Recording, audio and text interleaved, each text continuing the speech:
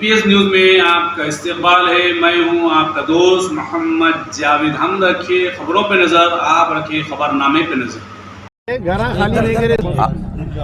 आज भोजागुट्टा, शिवाजी नगर, विवेकानंदा नगर, श्री राम नगर तीनों एरिया का मैं दौरा किया हूँ।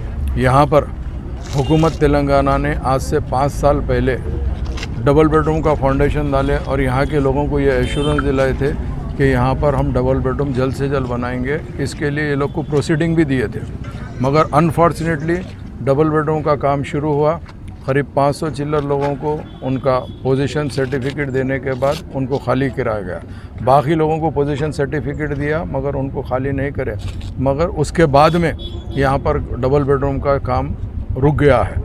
तो मैं आज आने का मेन मकसद ये है कि हमारी पार्टी मजलिस इत्तेहादुल मुस्लिमीन नक़ीब मिल्लत की सदारत में और हबीब मिल्लत की क़यादत के अंदर हम गरीबों के जो भी फ़ायदा होता है वेलफेयर के लिए आगे बढ़ के आते हैं। हम ये देखें कि यहाँ पर ये प्रॉब्लम बढ़ते जा रहा है, तो हम हुकूमत से मुतालबा करते हैं कि हम यहाँ पर जितने लोग सबसे पहले खाली करके गए उनके ब्लॉक सबसे पहले बनाइए, बना के उनको हवाले करिए।